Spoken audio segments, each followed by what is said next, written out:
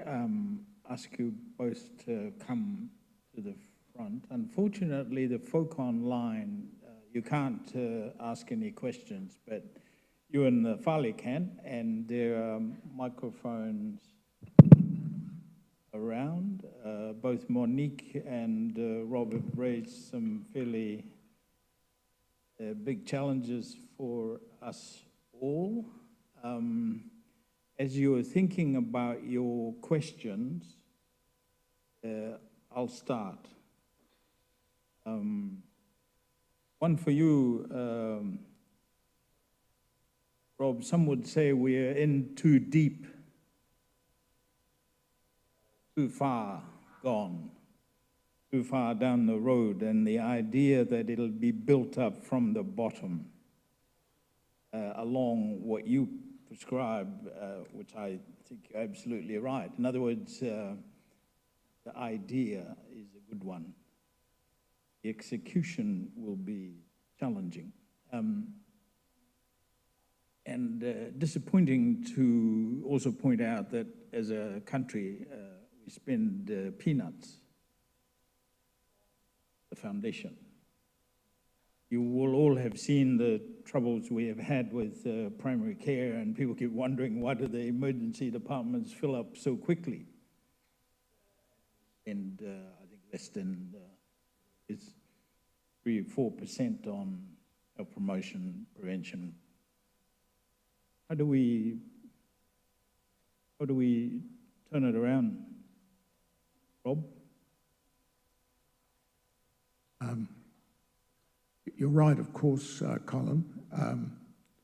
What I would say, though, is I think there's a tendency amongst many of us who are concerned about inequity in Oceania to think that it's gone a long way. I think it's got a lot further to go, which increases the urgency. I think that in health, for example, privatisation of health and reliance on private insurance is at a very early stage, not at a late stage. A lot further to go, and with it, I fear inequity's got a long way to go. So we can't counterpose what we have now to what we have to create. I think what we have now is on its way to getting worse, as are the environmental and housing and population health issues that are around. To me, I think that we need to recognise that reversal I've talked about. It will take time to show through in practice, but we could start reversing at least parts of it quite quickly, in my view, and I would start at the foundational elements. I think we have to accept that we have a very broken health system, as we like to think of it, and we're probably going to come to that last. It's probably going to be quite bad for quite some time until we construct, very simplistically called, environmental practices, public health practices, and others. I think that's where we actually have to start and accept that our hospital services and even our primary care services are going to be very suboptimal for a long time. I'm not an optimist about that. I think you have to believe that the change will come, but yeah, I think it has to start at the foundational elements rather than at the health system, because otherwise we can just spend years playing around with the health system and not achieve a result.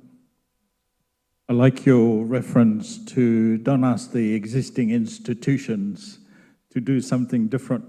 I think you're absolutely right. Monique, it's often not about the 10 people with the fractured pelvis.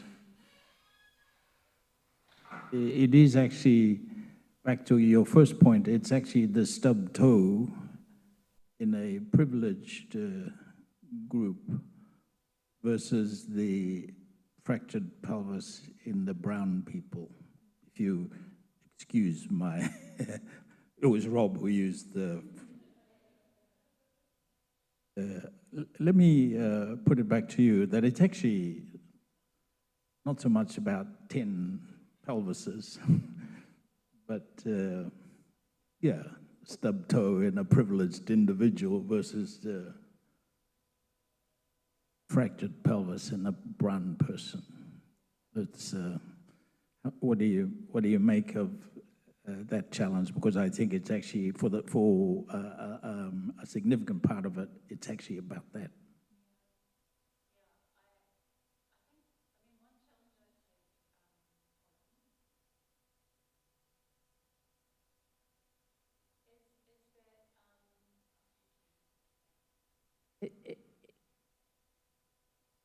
I see a difficulty for doctors in this, because, you know, doctors are trained to meet the health needs that present.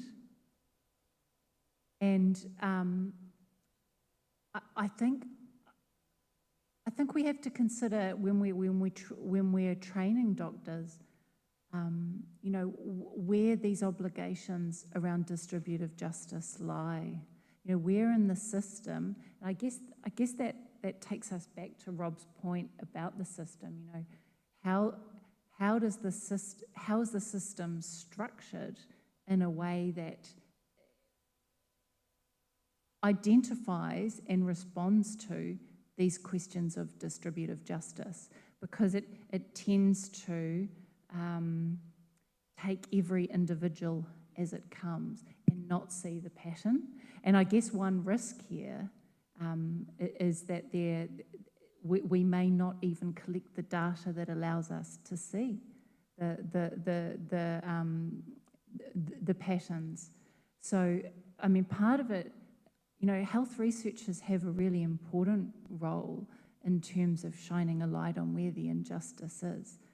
But what's less clear to me is where in the system the responsibility for seeing those larger health needs and responding to them is, given the transactional nature of I come in, I've got a stub toe, it's your job to do something about my stub toe. It's a challenge, isn't it? I think, Collin, if I could, I get really frustrated with the way the current government's approach, and the previous government wasn't much better in my opinion, but is sort of called the rat. They think they're being rational. I think we underestimate how irrational behaviour in this current health system is. I recall when I was in Te Whatuora, we went up to Whangarei because the minister wanted to make an announcement about a new hospital building. And we were a bit delayed at the start. Andrew Little and I were standing there, and I said to him, this development we're going to do here is going to cost $1 billion, give or take. And I said, if you took all the health problems we can observe in Te Tai Tokerau and said, I've got $1 billion, try and deal with them, would you build a hospital here? And his answer was, of course not. And yet that's what we were doing. We were locked into a process of spending $1 billion in what the minister knew wasn't a sensible way to allocate that $1 billion. It's quite extraordinary, you know. And a much smaller example, only a couple of months ago when the government was announcing some plans to stop giving Māori men, I think it was in their 50s, bowel cancer checks. I'm in my mid-70s, so I get a message from the Ministry of Health Te Whatuora saying it's time for my bowel cancer check and please do it. I'm 75 with no problems. The chance I might well die with bowel cancer, the chances of me dying of bowel cancer are quite low. And here were men with young families being denied access who had a real health problem. What on earth were they wasting their time on me? I could have gone down the road and bought one if I wanted one. Again, we forget how irrational the decisions that this system is making are. There's just countless decisions being made every day in our health system that simply don't make any sense if you think about it from the viewpoint of a healthy health system. Thank you, Rob. Questions from the floor, Rob? A question for you, Monique. I think there's another problem here, and it's around the cake and how big your piece is. And, you know, Rawls' idea of this sort of naive person who doesn't understand that they could have a bigger piece of cake and their life would be better, and that if that was the case, then they'd be okay with this idea of everybody having equal sized pieces. Now, my sister figured out very quickly that she could steal my cake and that she would live a better life. And I think people very quickly realise that. And one thing I realised sort of having a son at school is that a lot of parents, when I've raised issues of equity among the school parents, I get this comment back, what's this fairness nonsense that you're talking about? You know, I think there's been this real, conspiracy fed around this idea that, this idea of fairness is a conspiracy to undermine, our capitalist world, maybe. So, do you think that's a major problem with trying to address this? Yeah, I mean, the moral psychology of distributive justice is very interesting, isn't it? And you're right, I mean, Rawls is not going to, that little thought experiment is not going to take the scales from people's eyes and transform the way they think. I guess I think about those experiments as helpful for people who do have roles in distributing resources, because I think it's very, very easy to feel pulled in different directions and lose sight of where's north, like what makes this fair. And I think that gives you a sense that there is a place beyond the kind of competition for the most that you can get, where that the ideal of equality is the thing that matters, and the way to get there is through compensating through for the non-ideal world that we live in. But you're right, it's not going to all go away. And I mean, it's an interesting point that you make about how fairness can be seen. I mean, there's these levels of distribution, aren't there? And we can see we live in a world where some people are allowed to accumulate obscene amounts of wealth and powers. They get powers because they have wealth. I mean, there is just this snowballing, this absurd snowballing, and it feels very, very hard to unpick that. So to try to find something fair on top of that, I mean, it is like a slippery slope, isn't it? It's almost like how corruption works. Yeah, so we have a real challenge as a country, don't we? To try to keep invested in the game. And the more that things are privatised and left for individuals, I mean, this week we've had that kind of discussion about what will happen with climate change and some areas being uninhabitable anymore, and the idea that will be left for individuals. The individualisation of risk, it only feeds, I have to make sure my slice is enough.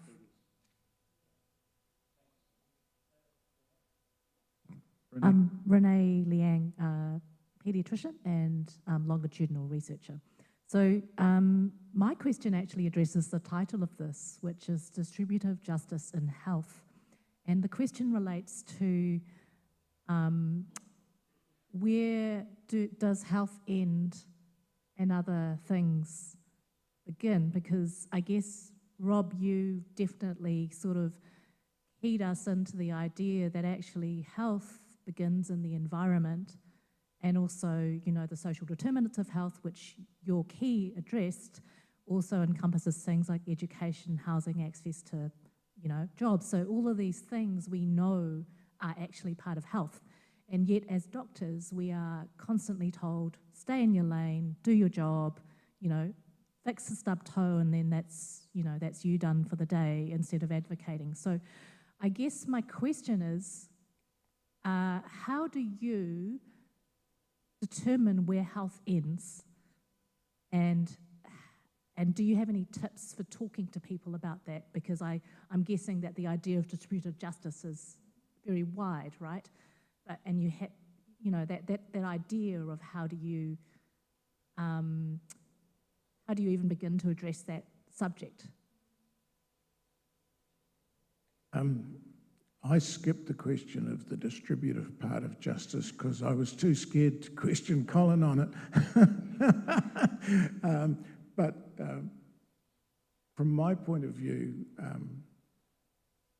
just saying to Monique earlier on, there were no Marxists left in universities, and I'm not really a Marxist, or no Marxist would think it was, but I think distributive justice and distributive things largely follow production and reproduction, how we produce goods and services, and how we reproduce ourselves in our families and in our communities and in our societies. So those material things of how we produce and reproduce our lives, not just in the family sense, but in the broader sense, determine a lot of what distributive justice is. So I think unless you deal with those quite concrete things about how we live our lives and where we live our lives and all of those things, that trying to deal simply with the distributive end of it is a fool's errand in a way, because you'll keep having the inequities being reproduced in order to try and deal with them. So that's why I didn't have Collin on about it. I thought I'll just ignore it and try and get away with it.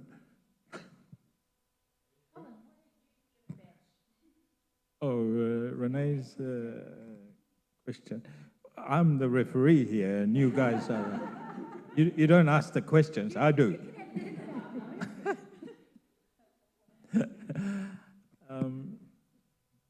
We'll take... let me think about this. We'll take a question from the gentleman. Kia ora, good afternoon. Thank you for your presentation. Question for the economist and the two doctors. To the economist, sir, you know, you spoke about this being a market economy. There are advocates of it who will say, well, private insurance is the viable option going forward. The reason being, private insurance can only be afforded by people who can pay for it. That clears the public sector or the public hospitals for people who cannot afford it. How do you respond to that? To the two doctors there, what I have said is a broad generalization, I accept that. But in your experience working in the research sector and in the public health sector and the face of it, is my generalization acceptable, or is it?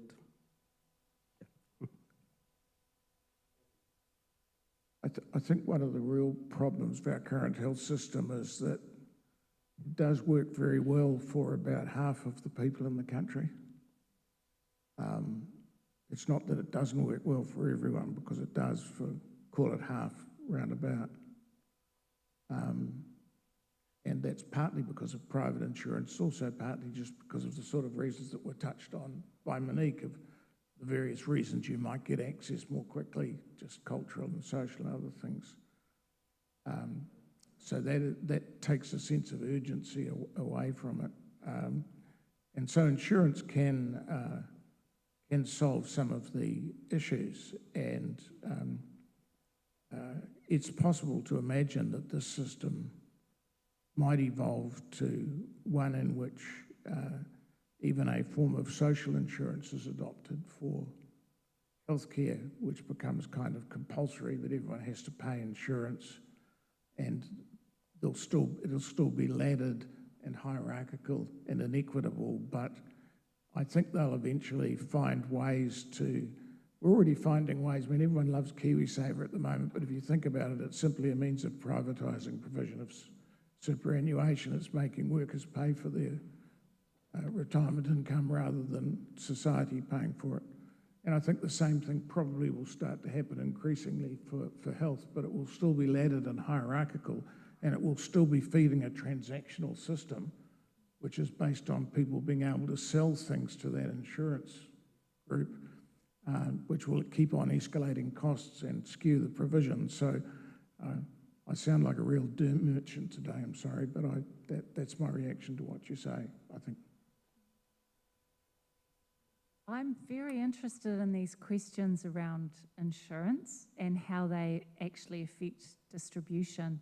And from what I understand, you know, we just don't have evidence of the effect that private insurance has on availability of health care. I mean, I think you're dead right. I think that people get insurance if they can, and they say, you know, it's rationalised, so I can afford it, and it means that other people who aren't able to afford it will be able to take my spot, is the idea, isn't it? I'm releasing capacity, which is interesting, because it's not like most of us have a bed, you know, like with our name on it, just waiting for us. But we have this idea that we're releasing capacity.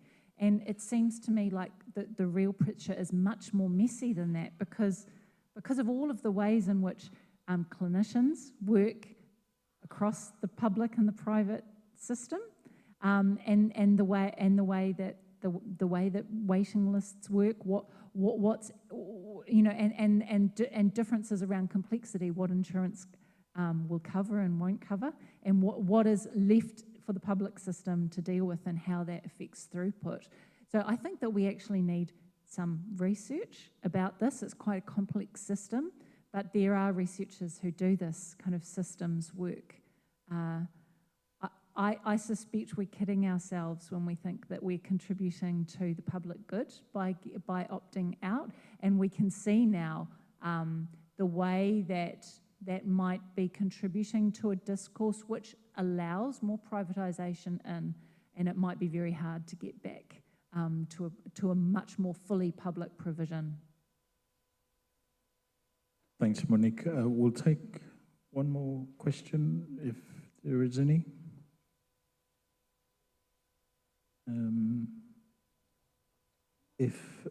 Kara, yeah, well, one over here. For the talk. I was curious about the definition that you had, Monique, about justice, especially in the area of health, given that a lot of the historical injustices of our health, where our health stats sit for Pacific and Māori people, it makes me think about, you know, bringing justice in a legal sense with the health systems, because, you know, a lot of the health systems are broken and they've been based on really racist foundations. So, like, bringing legal justice, like an inquiry almost, to the health system to advocate for our people and to almost prove, you know, bringing evidence to society to say, hey, our people have been treated unfairly for such a long time, and we're in this position because of historical injustices. I just want to see what your thoughts were. Oh, thank you for that. So those were themes that I was thinking about as I was writing this talk. And if we'd had more time, I'd like to unpack that, because, you know, firstly, you know, Y2575 and those processes, I guess they're a way of doing that. And I see, so justice is a much wider thing than distributive justice. As Sir Collin said, there's social justice. And I think that you're talking about almost like reparative justice, restorative justice, which involves taking responsibility for the harm that you have done and making it right. And I'm really interested in how restorative justice intersects with distributive justice. So I tried to keep things simple and just based upon need, but I think that this is something we really need to grapple with.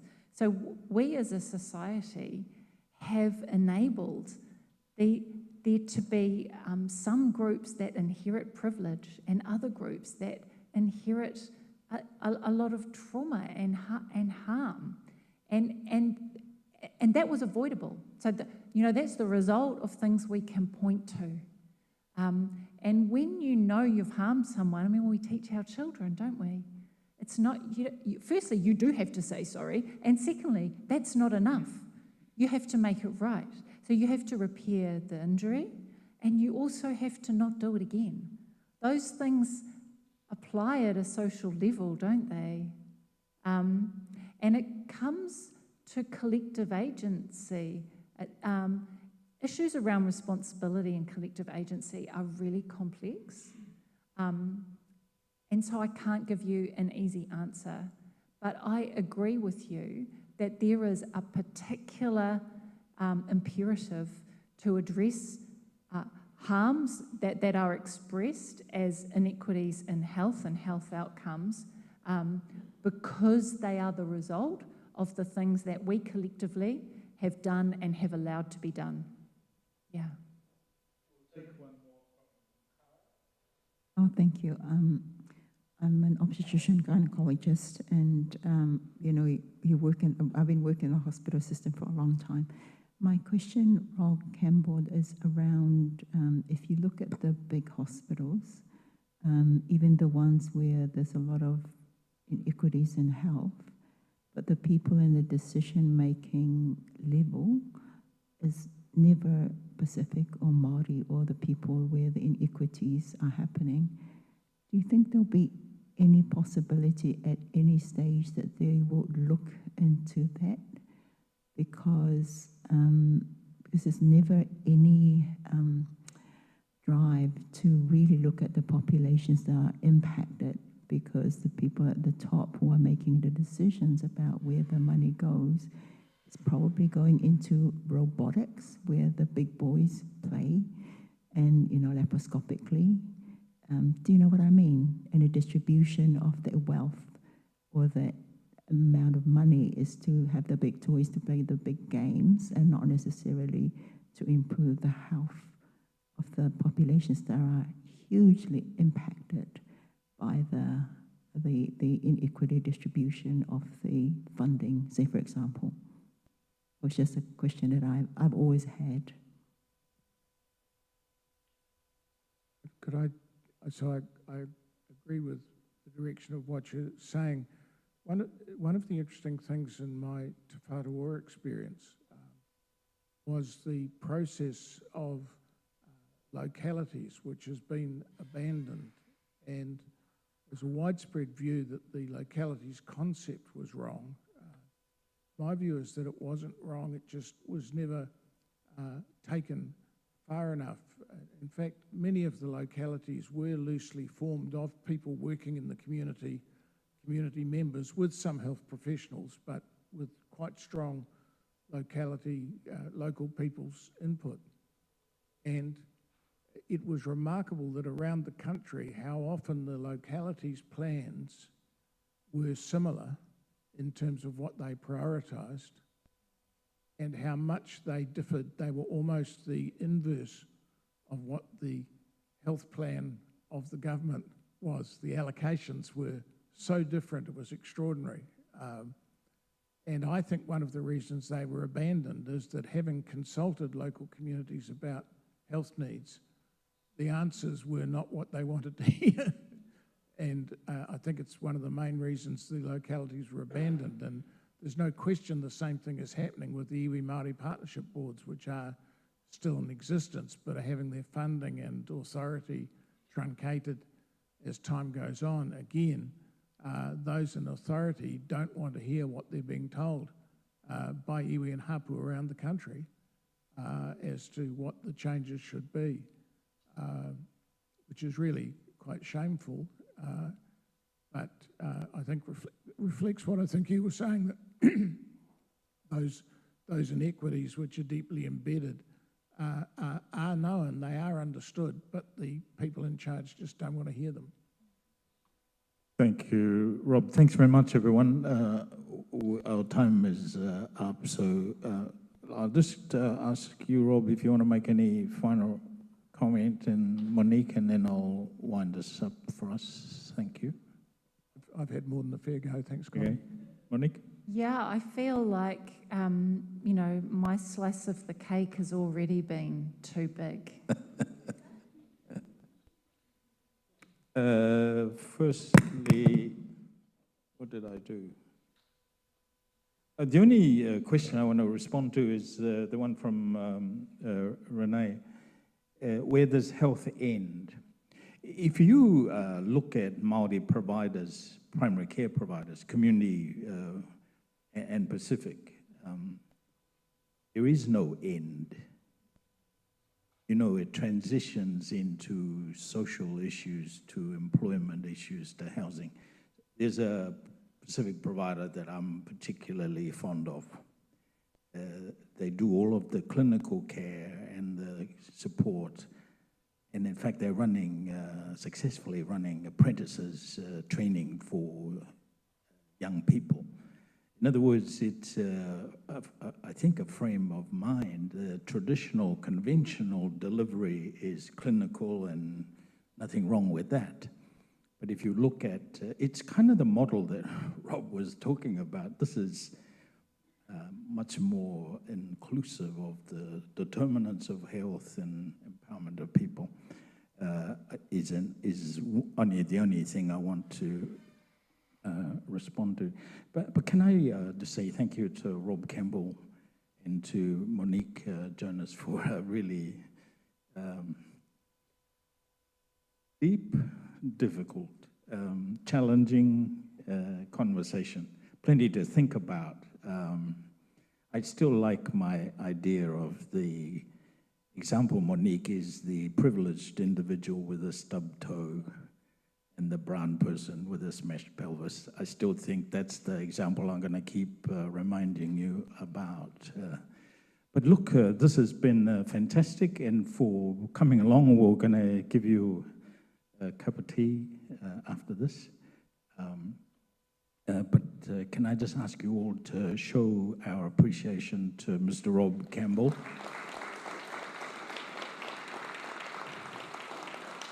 And Monique, thank you so much for today, and to you all for joining us and giving up your time. Thank you very much. We hope it's been a useful learning opportunity and experience for you all. Thanks very much.